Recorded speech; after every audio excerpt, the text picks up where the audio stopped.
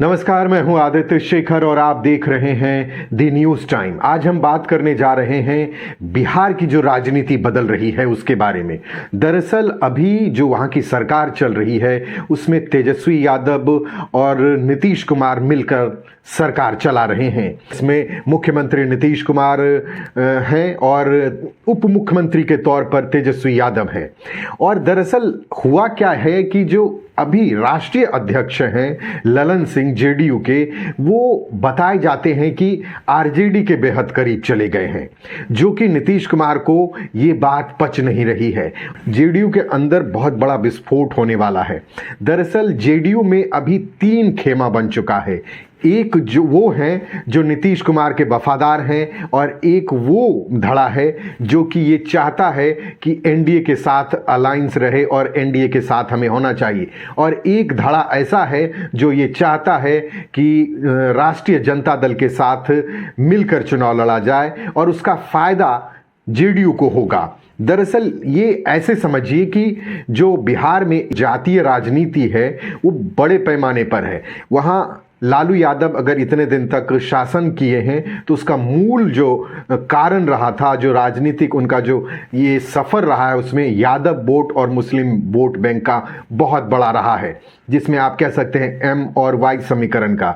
दरअसल इन्हीं 2 समीकरण को साध के लालू यादव इतने दिन तक बिहार की राजनीति को साधते रहे हैं, और शायद यही बात नीतीश कुमार को भी लग रहा था कि कहीं ना कहीं इससे आरजेडी के साथ जाने के बाद उनको जो है यादव वोट एक मुश्त मिल जाएगा और मुस्लिम वोट, और इसका फायदा उन्हें होगा। एक बात गौर करने वाली ये है कि नीतीश कुमार अकेले ऐसे मुख्यमंत्री होंगे जिनका अपना बड़ा जनाधार नहीं है, क्योंकि बिहार में जो है वो जाति की राजनीति होती है। इस बात से आप इनकार नहीं कर सकते।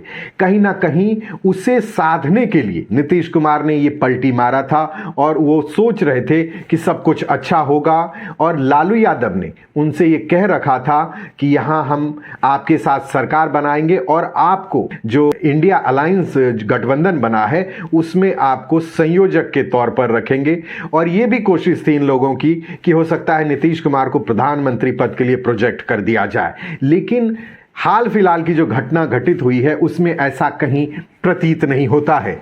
और जो नीतीश कुमार से लालू यादव का कमिटमेंट था वो हो नहीं पाया दरअसल पूरा, और ये चाह रहे थे कि नीतीश अगर राष्ट्रीय राजनीति में आते हैं तो फिर बिहार की जो कमान है वो तेजस्वी यादव को मिल जाएगा, और दोनों अपने राजनीतिक हितों को साधने में लगे हुए थे। नीतीश कुमार करीब हुआ करते थे आरसीपी सिंह जब वो राष्ट्रीय अध्यक्ष थे, और उस समय ये फॉर्मूला बना था कि बीजेपी की जो सरकार बनी थी केंद्र में, उसमें इन्हें 1 सीट मिला था जेडीयू की तरफ से। कई लोगों का ये मानना है कि वो नीतीश कुमार के कंसर्न से था और आरसीपी सिंह का नाम दिया गया था, लेकिन ये कह रहे थे ललन सिंह को कि मैंने आपका नाम बढ़ाया है।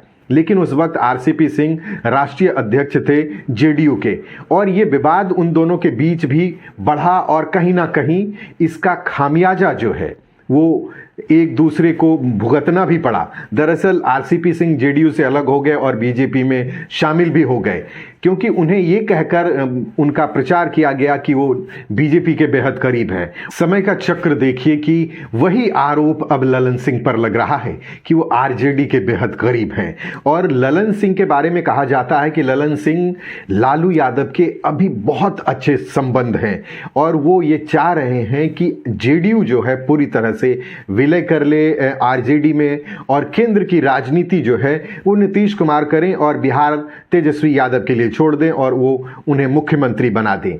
जो कि नीतीश कुमार अगर ऐसा करते हैं तो उनकी राजनीतिक डेथ हो जाएगी। वो ये चाहते हैं कि वो राज्य में भी मजबूत रहें और केंद्र में भी वो मजबूत दिखें, जो आने वाले दिनों में ऐसा संभव होता नहीं दिखाई दे रहा है। राजनीति में कई चीजें होती है कि जो आप पहले से भांप लेते हैं, लेकिन इस बार नीतीश कुमार से ये चूक हो गई है।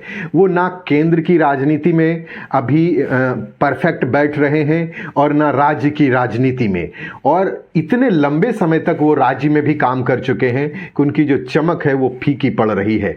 नीतीश कुमार ये चाहते तो हैं कि वो बीजेपी के साथ भी आ जाएं, लेकिन ये इतना आसान नहीं है, क्योंकि जो राष्ट्रीय नेतृत्व है बीजेपी का वो नीतीश कुमार को ऐसे लेने के लिए तैयार नहीं है। और उसका मूल कारण है क्या, नीतीश कुमार जो है अब राजनीतिक बोझ बन चुके हैं बिहार के लिए। और बीजेपी भी इस बात को समझ चुकी है कि नीतीश कुमार से बहुत ज्यादा फायदा अब बिहार में नहीं होने वाला है। हो सकता है कि लोकसभा के चुनाव में ना सही, लेकिन जो विधानसभा का चुनाव होने वाला है उसमें कोई ऐसा चीज आपको देखने को मिल सकता है कि जेडीयू पूरी तरीके से समाप्त ना हो जाए और सिर्फ बीजेपी और आरजेडी की बीच ये जो है विधानसभा का चुनाव में टसन देखने को मिले। लेकिन नीतीश कुमार ने अपनी गलतियों से सीखने के बजाय उन्होंने दोबारा गलती ऐसी की है जो उनके लिए आत्मघाती साबित हो रहा है। आपका इस बारे में क्या मानना है, हमें कमेंट बॉक्स में लिखकर जरूर अवगत कराइएगा।